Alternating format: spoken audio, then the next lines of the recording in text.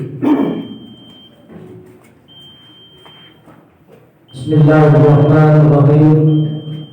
Assalamualaikum warahmatullahi wabarakatuh.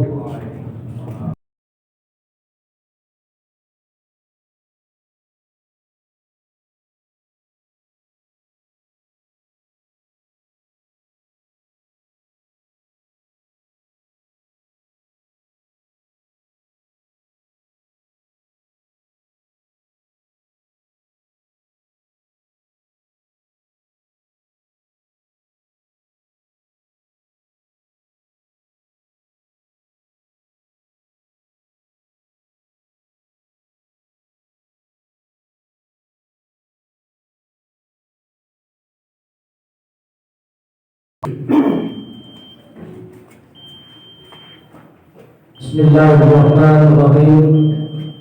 Assalamualaikum warahmatullahi wabarakatuh.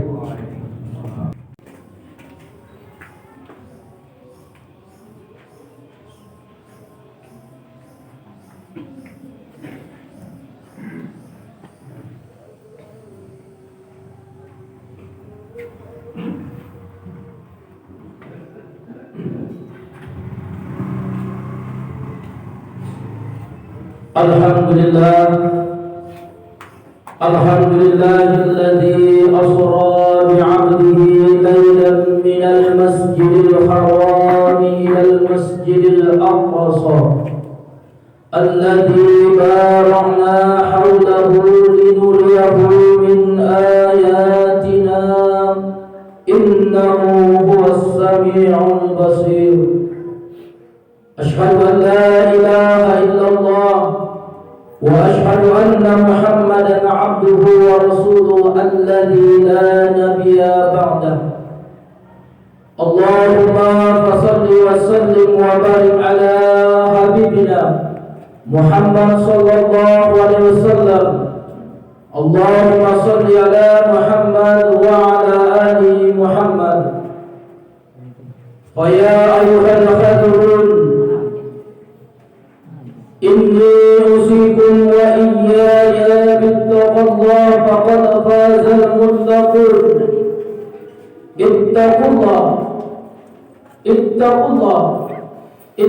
الله حق تقاته ولا تموتن إلا وأنتم مسلمون. فقال الله تعالى في القرآن الكريم: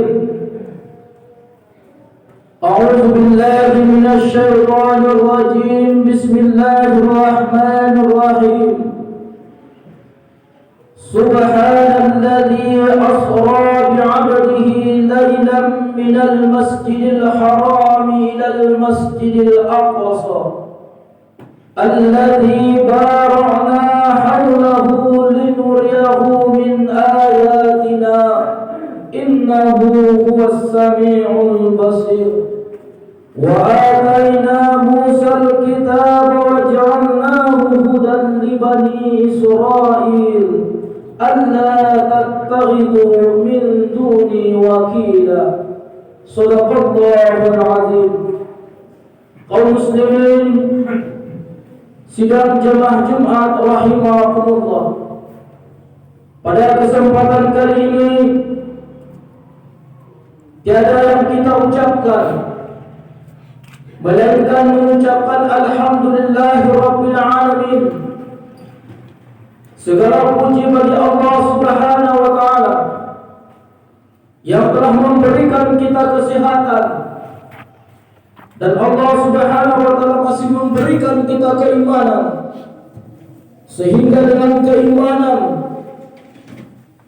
ditambah dengan hidayah kita bisa melangkahkan kaki menuju masjid yang kita cintai ini dalam rangka memenuhi kewajiban kita kepada Allah Subhanahu wa taala, yaitu salat Jumat yang diwajibkan kepada kita semua, terutama bagi kaum laki-laki yang telah balik. Kalau kita merasa beriman kepada Allah Subhanahu wa taala, merasa sudah dewasa, merasa sudah balik, merasa bisa membedakan mana yang baik, mana yang buruk, tentu kewajiban seperti ini telah jatuh kepada diri pribadi kita. Otomatis kalau kita tinggalkan, berarti kita menjadi orang-orang yang ingkar kepada Allah Subhanahu wa taala, dan kita menjadi hamba yang tidak bersyukur kepada Allah Subhanahu wa taala. Karena bukti syukur kepada Allah Subhanahu wa taala berusaha menjalankan seluruh perintah Allah Subhanahu wa taala dan berusaha meninggalkan segala larangan-larangan Allah Subhanahu wa taala. Kaum muslimin yang dirahmati oleh Allah Subhanahu wa taala, selawat dan salam marilah kita hadiahkan kepada ruh baginda Nabi besar Muhammad sallallahu alaihi wasallam.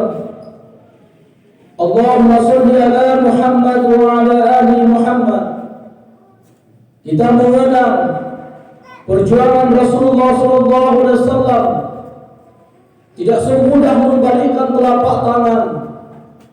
Bahkan Rasulullah sallallahu alaihi wasallam rela mengorbankan dirinya, mengorbankan keluarganya, mengorbankan anaknya demi tegaknya kalimat tauhid la ilaha illallah Muhammadur Rasulullah di persada bumi yang begitu luas ini. Atas rahmat dan izin Allah Subhanahu wa taala, Rasulullah sallallahu alaihi wasallam berhasil menegakkan panji-panji tauhid, menurunkan kemusyrikan dalam artian akhrajan nasa minaz zulumati ila nur, keluarnya manusia dari kegelapan menuju alam yang terang benderang ini. Oleh karena itu pantas dan wajar kita selalu berselawat kepada baginda Nabi dengan lantunan Allahumma sholli ala Muhammad wa ala ali Muhammad. Langkah yang berikutnya, khatib tidak bosan-bosannya mengajak kita semua, terutama mengajak diri pribadi khatib sendiri, mengingatkan kepada kita semua untuk senantiasa memperbaharui ketakwaan kita kepada Allah Subhanahu wa taala, memperbaharui keimanan kita kepada Allah Subhanahu wa taala, dan terus mengintrospeksi diri kita sejauh mana keimanan kita meningkat di hadapan Allah Subhanahu wa taala. Karena dengan modal iman, modal takwa yang kita miliki, itulah yang akan menghantarkan kita menuju hasanah di dunia, hasanah fil akhirah, kebahagiaan di dunia dan kebahagiaan di akhirat. Itulah dengan takwa. Kalau dengan harta, dengan ilmu tanpa bertakwa kepada Allah Subhanahu wa taala, kebahagiaan itu tidak akan kita dapatkan. Kaum muslimin sidang jamaah Jumat yang dimuliakan oleh Allah Subhanahu wa taala, pada kesempatan kali ini izinkan khatib menyampaikan firman Allah Subhanahu wa taala yang terdapat di dalam surat Al-Isra ayat yang pertama, sebagaimana yang khatib bacakan tadi. Di bulan ini, di bulan yang penuh berkah ini, ada peristiwa besar yang tidak boleh kita lupakan. Peristiwa ini terjadi kepada baginda Rasulullah SAW yang telah diabadikan di dalam Al-Quran, di dalam surat Al-Isra. Peristiwa ini terjadi tanggal 27 Rajab ketika Nabi Muhammad SAW dilanda kesedihan. Istri tercinta beliau meninggal dunia. Paman beliau yang terus berjuang atau memotivasi diri beliau dalam berdakwah, menegakkan kalimat-kalimat tauhid, paman beliau dipanggil oleh Allah Subhanahu wa taala. Tetapi sayangnya, walaupun paman Nabi mengizinkan Nabi Muhammad SAW berdakwah, memfasilitasi Rasulullah SAW dalam berdakwah. Namun paman beliau meninggal dalam keadaan kafir kepada Allah Subhanahu wa taala. Tidak mau beriman kepada Allah Subhanahu wa taala lantaran malu kepada sanak saudaranya atau kafir tetangganya, karena dia adalah seorang tokoh, maka dia tidak mau melepaskan keyakinannya yang sebelumnya, sehingga dia mati dalam keadaan kafir. Dan Rasulullah SAW merasa sedih, sehingga Allah Subhanahu wa taala memberikan sedikit sitawa sedingin kepada baginda Nabi Muhammad SAW, yaitu diperjalankannya Rasulullah SAW dari Masjidil Haram ke Masjidil Aqsa. Setelah itu dimikrajkan, diangkat ke langit sampai bertemu dengan Allah Subhanahu wa taala.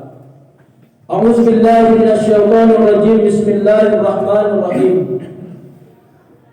Subhanalladzi asra bi 'abdihi lailan minal masjidil haram ilal masjidil aqsa alladzi barakna hawlahu linuriyahu min ayatina.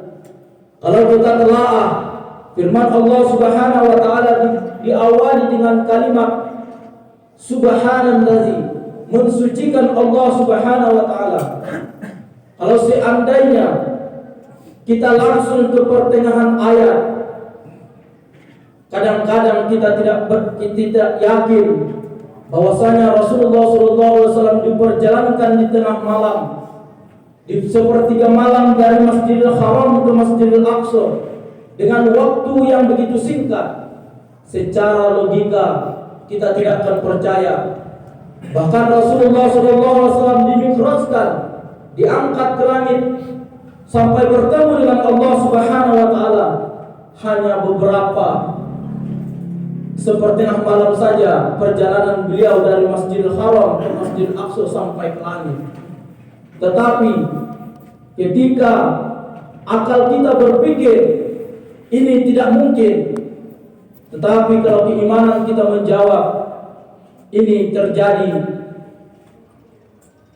dengan berita yang benar, karena diawali dengan subhanallazi, maha suci Allah Subhanahu wa taala. Allah Subhanahu wa taala mengatakan, Allah yang memperjalankan abdihi, memperjalankan hambanya. Jadi Rasulullah SAW bukan berjalan sendiri, tetapi diperjalankan. Kalau kita berjalan dari sini ke kota Padang dalam waktu 1 jam, itu adalah mustahil. Tetapi kalau kita diperjalankan dari kota Bukit Tinggi ke suatu kota yang lain atau ke kota Padang, diperjalankan 1 jam, jangankan 1 jam, setengah jam saja bisa tembus. Kenapa? Karena kita diperjalankan. Tetapi kalau kita berjalan, itu adalah mustahil. Begitulah keimanan kita menjawab kepada tuduhan-tuduhan yang tidak mengimani bahwasanya Rasulullah SAW diperjalankan oleh Allah Subhanahu wa taala. Bahkan jangankan kita sebagai manusia biasa, para sahabat saja, orang yang dekat dengan Rasulullah SAW, ketika paginya, ketika subuhnya Rasulullah SAW menceritakan bahwasanya dia diperjalankan oleh Allah Subhanahu wa taala dari Masjidil Haram ke Masjidil Aqsa, sebahagian para sahabat tidak mengimaninya. Banyak keimanan para sahabat mulai goyah. Saya enggak percaya. Padahal tadi malam saya masih bertemu dengan Rasulullah. Kapan dia pergi ke Palestina? Sedangkan tadi malam kami bersama para sahabat, keimanannya sudah mulai goyah. Bahkan sudah ada yang mulai murtad. Tetapi yang namanya sahabat Abu Bakar As-Siddiq, disinilah diberikan gelar kepada beliau As-Siddiq, yang membenarkan. Dialah orang yang pertama membenarkan peristiwa tersebut. Kenapa demikian? Karena dia merasa itu adalah suatu peristiwa yang betul, karena sudah diabadikan di dalam Al-Quran dan Rasulullah SAW pun mengatakan, saya diperjalankan. Kaum muslimin sidang pendengar rahimahumullah, Rasulullah SAW, kalau kita ambil iktibar dari firman Allah Subhanahu wa taala ini, Subhanallazi asra bi'abdihi lailan minal masjidil haram ilal masjidil aqsa. Ternyata Rasulullah SAW diperjalankan dari masjid ke masjid, bukan dari kota ke kota, bukan dari mall ke mall, atau bukan daerah ke daerah, tetapi dari masjid ke masjid. Apa yang bisa kita ambil dari iktibar tersebut?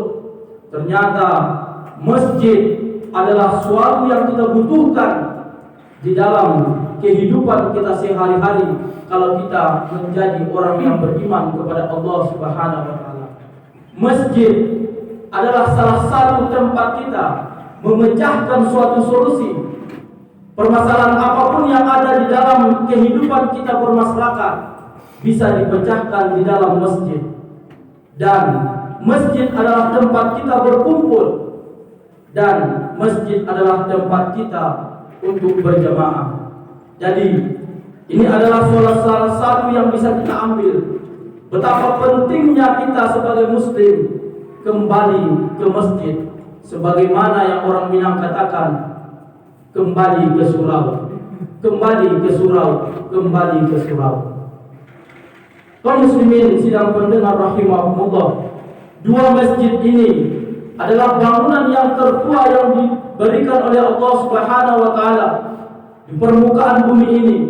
Bangunan yang tertua yang pertama adalah Masjidil Haram yang berada sekarang di kota Mekah, dan Masjidil Aqsa adalah bangunan yang kedua.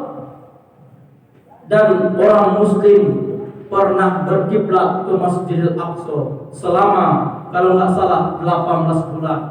Kurang lebih 18 bulan kita kaum muslimin dahulunya berkiblat ke Masjidil Aqsa, dan diperintahkan oleh Allah Subhanahu wa taala kembali untuk berkiblat ke Masjidil Haram.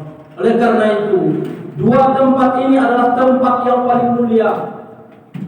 Dua tempat ini adalah masjid yang paling mulia, sehingga sampai sekarang siapapun yang mengganggu, siapapun yang ingin merebut yang namanya Masjidil Aqsa, kalau masih ada keimanan di dalam diri pribadi kita, otomatis kita akan tersinggung dan akan marah ketika orang-orang Yahudi ingin merebut Masjidil Aqsa tersebut. Kenapa demikian?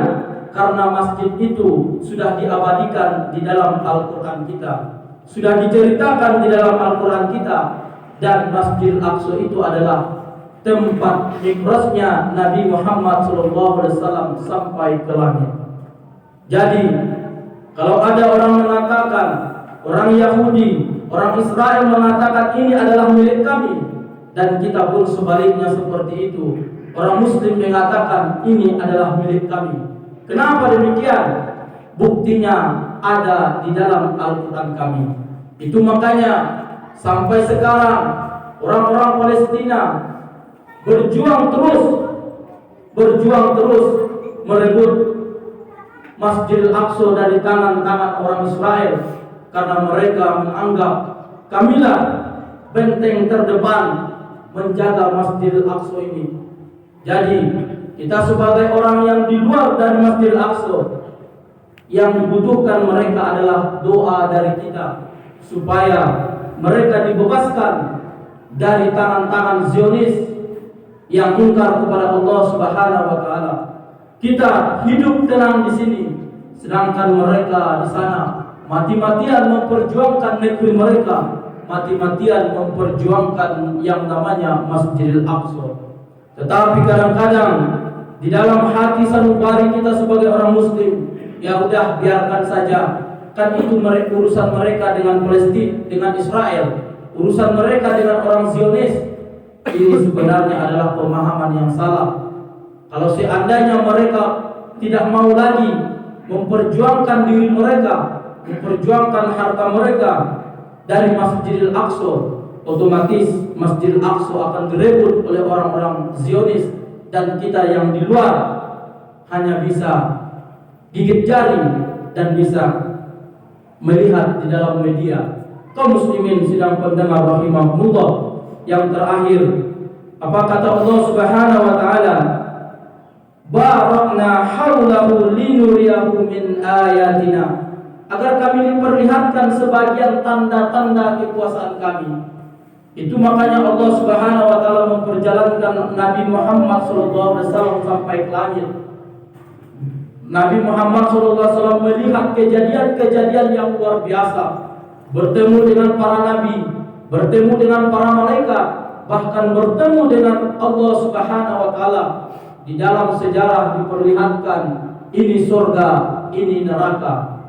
Ini penghuni surga, ini penghuni neraka.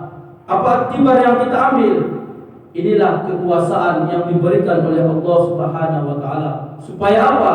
Supaya kita menjadi orang-orang yang beriman di hadapan Allah Subhanahu wa taala. Begitu juga dengan diri pribadi kita.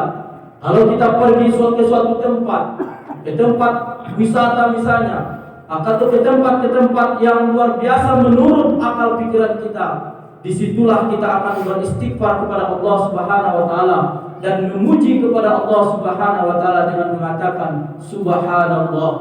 Ini adalah ciptaan Allah. Gunung begitu tinggi tapi tidak pernah runtuh. Lautan diciptakan begitu luas tetapi tidak pernah menenggelamkan dunia. Subhanallah.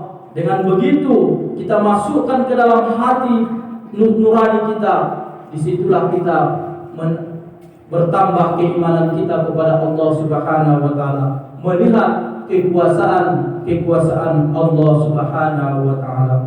Innahu huwas samiul basir, dan Allah Subhanahu wa taala pendengarannya sangat luas, wal basir, dan penglihatannya tidak sama dengan penglihatan kita. Sedikit apapun kesalahan, sekecil apapun dosa yang kita perbuat, Allah Subhanahu wa taala akan bisa memantau. Dan sehebat apapun kita membisikkan dosa kepada seseorang, Allah Subhanahu wa taala Sami', Maha mendengar dan Maha melihat. Fattabiru ya ulil absar la'allakum turhamun.